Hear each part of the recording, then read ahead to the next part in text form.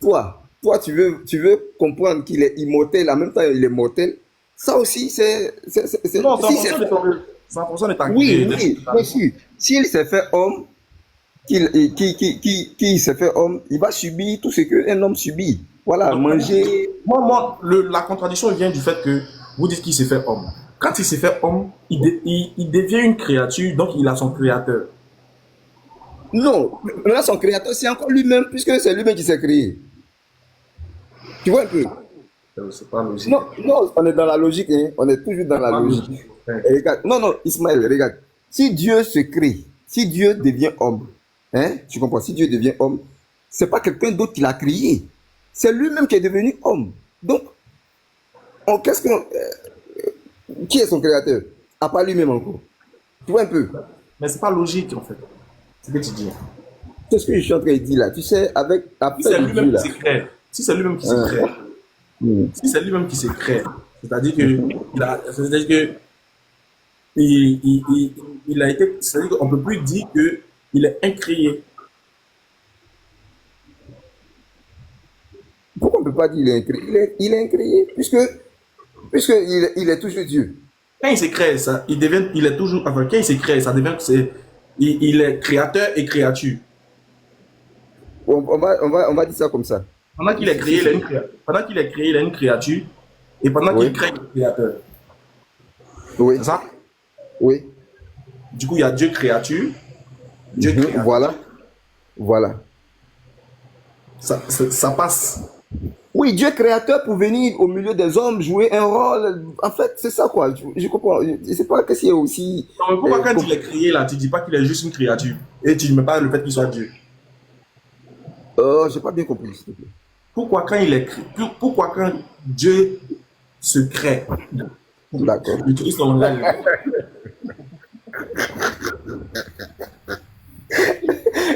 Quand on dit Dieu se crée, ça veut dire Dieu devient homme, c'est tout. Ouais, mais plus quand il devient homme, il s'est créé. Pourquoi quand Dieu se crée, D'accord. Euh, pourquoi quand Dieu il se crée, vous ne dites pas juste que là il est juste une créature, mais vous impliquez le fait qu'il soit créé. ouais, mais tout ce qu'il possède. Parce que le nommer Dieu, dans le sens qu'on en emploie, c'est celui qui n'est pas créé. Donc si Dieu se crée, la créature ne peut pas être Dieu parce que c'est pas la créature qui est Mais là. il a tout. Est-ce que. Bon, quand Dieu s'est créé là, c'est pas lui-même toujours Dieu là. Ah, il est toujours Dieu quand il est créé, c'est ça? Oui, il est Dieu. Qu'est-ce qu'il a. Ne change Sauf qu'il pas. a. C'est ça le Non, problème non, avec les chrétiens. C'est ça non, le non, problème. Quand il sauf est qu'il a, créé, sauf qu'il a changé, écoute-moi, sauf qu'il a changé de dimension en fait. Tu comprends un peu? Voilà. Sauf qu'il a changé de dimension. La réalité dans laquelle il était en tant que créateur, il n'est plus dans cette réalité. On m'a dit, il est dans une autre réalité où il est créature, comme un homme et tout ça. Voilà. Je ne sais pas si tu comprends un peu. Donc, mais, n'en demeure que c'est le même Dieu. C'est le c'est même le Dieu. même. En fait, c'est ce que vous dites, hein. Il est Dieu quand il est homme, c'est ça? Oui, il est Dieu, il est Dieu. Quand il mange, est-ce qu'il est toujours Dieu? Il est toujours Dieu. C'est comme par exemple, c'est comme par exemple, euh, attends, si je me rappelle de mon exemple, je vais revenir. Mais on peut continuer. Bref, cela implique beaucoup de choses quand vous dites ça. D'accord? Cela implique le fait que si vous faites de la créature Dieu, parce que c'est Dieu lui-même qui s'est créé, cela implique que, en tant qu'homme, là, il remplit les caractéristiques de la divinité complète. Donc, arrivé au moment, C'est-à-dire, c'est-à-dire. il est toujours Dieu quand il est homme. C'est-à-dire que si on va sur la notion de Jésus, il est toujours Dieu quand il était dans le ventre de Marie. D'accord? Cela implique beaucoup de choses. C'est ça le Mhm. problème que vous n'allez pas accepter après. Cela implique Comme, que, cela implique que, étant dans le ventre de Marie, il était Dieu. Quand Marie a porté Dieu, quand elle a accouché, il était Dieu. Quand il était en train de se faire circoncis par les trucs, il était toujours Dieu. Quand il était à la croix, selon vous, il était toujours Dieu. Quand il dormait, il était Dieu. Quand il allait faim, s'il mangeait et qu'il allait faire ses Oui, besoins, bataille, la selle, tout ce qu'un homme peut, un homme peut faire. mais ça, c'est normal. Ce sont des choses qu'on peut attribuer à Dieu. Oui, cher frère, tu vois, Dieu, dans sa dimension, on va dire comme ça, dans sa réalité de Dieu insondable, incommensurable, et tout ça, on t'a jamais dit que Dieu fait ça. Mais si Dieu lui-même vient en tant que serviteur au milieu des hommes, mais il va faire tout ce qu'un homme fait. Oui, ce qui est aussi, comment on va dire ça, honteux dans cette affaire pour que vous dites non, est-ce que c'est normal que Dieu puisse faire ça? Je ne sais pas. C'est vous qui voulez placer. En fait, le problème, c'est Mais en que fait, regarde, Ismaël, laisse-moi terminer s'il te plaît. Regarde, vous voyez des choses, ces choses-là comme des choses tellement honteuses. Donc vous voulez dire que Dieu a créé l'homme parce que l'homme mange, parce que l'homme pisse, parce que l'homme va au WC. Ce sont des choses tellement honteuses pour Dieu. Mais attends, c'est un peu comme blâmer ce que Dieu a fait pour l'homme. C'est un peu comme blâmer. Si le même Dieu vient et puis il fait ces choses qu'il a données à l'homme là, on trouve que non. C'est bizarre. Est-ce que Dieu, pourquoi Dieu doit faire ça? Vous voyez, c'est pas vraiment joli à voir aussi. Je sais pas si tu me suis un peu. en fait, c'est ce que vous faites là qui n'est pas joli à voir. Non. En fait, je sais pas, tu m'as pas suivi. En fait, je vous ai suivi. Je vous ai suivi. Monsieur AC, est-ce que c'est normal d'attribuer ces genre de choses-là à Dieu? Le fait de mourir, le fait de pleurer, le fait de... D'accord. Mais c'est des choses qui sont... Écoute, est-ce que le fait de mourir là n'est pas une chose qui dérive de l'incapacité? Le fait de mourir, bien sûr, ça dérive de l'incapacité. Donc, votre Dieu, il est incapable, en même temps capable. Les deux, si tu veux. Je t'ai dit tout à l'heure, regarde, je t'ai dit. Non, je t'ai dit tout à l'heure. Non, je t'ai dit tout à l'heure. Tu vois, Ismaël, Dieu, dans sa dimension, je vais finir par là et puis peut-être je vais descendre, laisser la place. Dieu, dans sa dimension céleste, tout puissant et toutes ces choses, aucun chrétien n'est venu te dire ici que Dieu va mourir, Dieu va au WC, Dieu fait ça. Mais lorsque Dieu vient dans la dimension temporelle, c'est-à-dire dans le temps en tant qu'homme, il va subir ce qu'un homme subit. Tu comprends? C'est là que, par exemple, le verset de Philippiens dit qu'il s'est dépouillé de toutes choses, est venu comme un simple serviteur. Donc, c'est normal. Voilà, c'est normal en fait. Donc, c'est normal. On n'a pas de problème avec. Le problème, voilà. Nous, on n'a pas de problème avec. Mais c'est pas normal pour la logique. C'est une contradiction logique. C'est une contradiction, mais c'est grave. Parce que ça fait quoi si celui que Dieu a envoyé est juste une créature, mais une créature d'érable, etc., mais qui n'est pas le créateur. Regarde, parce que tu peux pas dire que le fait de mourir dérive de l'incapacité. Tu ne peux pas attribuer l'incapacité à un Dieu à un moment donné, dans une circonstance donnée. Parce que Dieu, il est capable dans toutes circonstances. C'est pour ça qu'il dit, on parle du même Dieu, mais on n'a pas la même conception de ce Dieu. Nous, on ne peut pas attribuer l'incapacité à Dieu, peu importe les circonstances, peu importe les données, peu importe la situation, en fait. Non, regarde. Parce que s'il est incapable, non, regarde. L'incapacité dont il est question ici est voulue de Dieu lui-même. Tu vois? C'est pas possible. Non, écoute-moi. Regarde. Je vais te prendre une parole de Jésus dans la Bible où lorsqu'il est devant Pilate, qu'est-ce qu'il lui dit? Il dit que le pouvoir que tu as sur moi là, ce pouvoir là, tu l'as parce que mon père l'a voulu. Tu vois un peu? Donc, c'est pour dire que... Et puis, il y a une partie où Pierre a voulu se venger et faire des choses, couper oreilles et toutes ces choses-là. Jésus lui a dit que, mais ce que tu fais là, c'est rien. Moi, là, j'ai la capacité d'invoquer mon Père qui va faire venir une légion d'anges pour me défendre. Donc, c'est une incapacité voulue par Jésus lui-même. Sinon, là, non, personne... Voilà, donc quand je parle d'incapacité, c'est pas qu'il n'a pas la capacité. Il a la capacité, mais c'est une capacité voulue, une capacité exprès pour accomplir une mission, en fait. Voilà, oui, donc le problème, la connexion. Mon frère, tu raisonnes bien. Moi, j'aime ça. Mais le problème ici, c'est que le problème qui se pose, c'est que Ici, là, on n'est pas les deux versets que tu as cités. Ici, Jésus ne fait pas, il ne montre pas une incapacité, il ne montre pas une incapacité voulue de lui-même. Il montre que, en réalité, il y a quelque chose dont, s'il veut, quelqu'un peut le lui octroyer. Mais il n'est pas en train de montrer que lui, il a la capacité. Parce que s'il avait la capacité lui-même, son pouvoir, si le pouvoir venait de lui-même, il n'allait pas invoquer un autre pour avoir ce pouvoir-là. Bref. Mais le problème ici, c'est quoi? C'est que quand on parle d'incapacité, c'est une chose, nous, dont on n'a pas la force de maîtriser les contours, les profondeurs, les alentours. Nous, les hommes, là, on le veut ou pas, on est dans l'incapacité de pouvoir nous empêcher de mourir. Cela dérive de la limite de notre force, de la limite de notre pouvoir.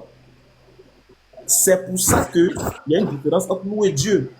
Parce que nous, on est incapable de ne pas mourir. Mais Dieu, là, c'est pas des choses qui peuvent le toucher. Il ne ressent pas ça, ces épreuves-là. Voilà pourquoi il est Dieu. Sinon, si lui aussi vit comme nous, il vit comme nous, il se ressuscite comme nous, il va vivre éternellement comme nous. Mais quelle est la différence entre lui et nous alors? S'il nous a créés et que lui-même s'est créé aussi, même quand il s'est créé, il est créature. Où est la différence entre lui et nous? C'est pour ça qu'on dit il y a une contradiction. Mais bon, merci quand même. Merci quand même. Mais moi, j'ai une question à mon frère AC. Et si on a. Ça, c'est une question que tu peux me retourner aussi. Hein. Et si on arrivait au jour de la résurrection? Et celui qui doit nous juger, ce n'est pas Jésus.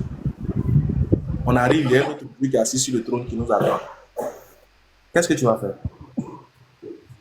Oui, mais si c'est au jour de la résurrection, qu'est-ce que je peux faire d'autre que subir le sort qui m'attend? Mais quel sera le ressenti que tu auras? Mais ça sera forcément le chagrin, des pleurs, voilà, un regret, on va dire un regret. La déception. Voilà, la déception. La trahison, en quelque sorte. Non, la tristesse, la déception, voilà, la déception. Pas de trahison, mais la déception, un regret. Un regret. Bon. Est-ce qu'on est d'accord que, toi et moi, que il peut y avoir regret dans un cas où tu arrives, c'est pas Jésus qui juge. Pourquoi ne pas te rassurer ici avant que ce moment-là n'arrive? Ouais, mais moi je suis rassuré déjà. Mais, je suis rassuré déjà dans le sens où la Bible me dit que le Père ne juge personne, mais qu'il a donné tout le jugement au Fils. Et que la Bible encore nous dit dans Actes, lorsque Pierre est parti chez Corneille, il lui a dit que Dieu a établi Jésus-Christ comme juge des vivants et des morts. Donc voilà des choses et Paul le reprend encore dans le livre de, je sais pas, Corinthiens, où il dit que nous comparerons tous devant le tribunal de Christ. C'est écrit plein dans la Bible en fait. Voilà, donc selon ma foi. Est-ce que c'est pas de vous que ça parlait en fait? Oui, c'est que c'est écrit, mais si c'est pas de vous, ça parlait. Parce que le contexte dans lequel Pierre, Paul, tout cela parlait, c'est dans un contexte bien précis, ça s'adresse à un groupe de personnes. Et si vous arrivez au jour de la résurrection, c'est le Créateur qui est là, qui est assis, c'est pas Jésus qui doit vous juger. Vous l'avez pris pour Dieu. Le problème, c'est que vous l'avez pris pour Dieu, vous l'avez pris pour Dieu, vous avez adoré un autre que Dieu. Vous faites comment? Non, mais on dirait que tu n'as pas bien écouté ce que j'ai dit. J'ai dit, selon ma foi et selon les écrits que je lis, on me dit que c'est Jésus qui va nous juger. Mais voilà. Jésus lui-même, là, est-ce qu'il va pas, selon la Bible, est-ce que lui-même ne va pas remettre tout jugement à Dieu et puis lui-même sera soumis à Dieu au jour de la résurrection? Ben, la Bible, tu as un verset où dit Jésus va donner tout jugement à Dieu, je sais pas trop. Bien sûr, il faut prendre 1 Corinthiens 15, verset 24 à 28. Si tu peux le lire. Non, je n'ai pas de Bible à côté aujourd'hui. Bon, le verset dont tu parles là, on ne me parle pas de tout jugement là-bas. Hein. T'es sûr, tu n'as pas lu, hein? Pardon, on va lire d'abord. Moi, il va tout jugement à Dieu. Ben, je vais voir. Tu as dit 1 Corinthiens combien? 1 Corinthiens 15, verset 24 et suite. 1 Corinthiens Bon, 15. les gars, moi, mon téléphone va s'éteindre avant qu'il va finir de lire. Je crois qu'on va pas durer. 1 Corinthiens 15, verset 24. 1 Corinthiens 15, verset 24, 24. 28. Ensuite viendra la fin, quand il remettra le royaume à celui qui est Dieu et Père, après avoir tout détruit, après avoir détruit toute domination, toute autorité et toute puissance. Continue. Car il faut qu'il règne jusqu'à ce qu'il ait mis tous les ennemis sous ses pieds. Le dernier ennemi qui sera détruit, c'est la mort. Dieu en effet a mis tout sous ses pieds, On parle mais de lorsqu'il... Jésus. D'accord, il n'y a pas de problème. Dieu a Mais tout mis sous ses pieds. mais lorsqu'il dit que tout lui a été soumis, il est évident que celui qui lui a soumis toutes choses est accepté. Ça veut dire quoi? Ici, d'abord, ça veut dire quoi? Dieu a Qu'est-ce tout qu'il veut mis dire? sous les pieds. Dieu a tout mis sous les pieds de Jésus. Mais Oui, mais c'est à toi. Je C'est à toi que je veux. En fait, c'est à toi que je veux demander. Lisons les Écritures et puis comprenons. Moi, il faut m'oublier. Dieu a tout mis sous ses pieds. Je ne veux pas t'oublier, frère. Non. Le verset commence pas là. Tu m'as dit de lire à partir de verset 24. Donc, à partir du verset La partie 24. là est intéressante. La partie là. Oui, est intéressante. on va en La partie arriver. là qui est le sujet de notre Ismaël. frère où on est en train d'échanger tout à l'heure. C'est la partie Non, là. Ismaël, on va en arriver, mais tu as dit de commencer au verset 24. Donc, Ouais. moi, je veux qu'on commence à décortiquer à partir du verset 24. Parce que ce verset Alors 24, ça me dérange qu'on pas. vient de lire là, c'est trop puissant. Hein? On dit ensuite viendra la Mais fin. c'est pour ça, c'est tellement puissant que je te dis, fais attention, on va méditer après. Ensuite viendra la fin. Non, Quand il remet- si tu veux aller au 22 là, comme ça tu comprends bien le contexte. Parce que ensuite, ça veut dire qu'il y a quelque chose qu'on a laissé en haut. Vas-y. Et comme tous meurent en Adam, Mhm. et comme tous meurent en Adam, Mhm. de même aussi nous revivrons en Christ. Ça veut dire quoi? Ça veut dire que quand de toute façon vous êtes mort en Adam, c'est comme ça que vous allez revivre en On dit Jésus. tous. Est-ce que tu es dedans? Lis, on va voir si c'est dedans. Lis la suite. Non, je demande seulement, est-ce que tu es dedans? On dit tous meurent en Adam. Tous. C'est un message adressé. Ça veut dire quoi? Tous meurent en Adam. Là, ça veut dire quoi? C'est un message adressé aux chrétiens de Corinthe. Est-ce que moi aussi Corinthe? Ici à Corinthe. Continue. Maintenant, tu dis c'est un message adressé aux gens de Corinthe. Ça nous distrait, mon téléphone va s'éteindre. Écoute-moi. Écoute-moi. Tu dis que c'est un message adressé aux Corinthe. Donc, on va faire quoi avec? Donc, laissons alors. Mais toi, tu es chrétien, non? Ah, mais pourquoi tu as demandé si... Est-ce que moi, j'ai Corinthe? Tu es chrétien quand même, non? C'est pour vous, les chrétiens. D'accord. Est-ce que moi, je vis en Christ? C'est toi qui vis en Christ? Ou bien? C'est quoi vivre en Christ? C'est quoi vivre en Christ? Pardon, avançons. D'accord, avançons. Et comme tous meurent en Adam, de même aussi tous revivront en Christ, mais chacun en son rang.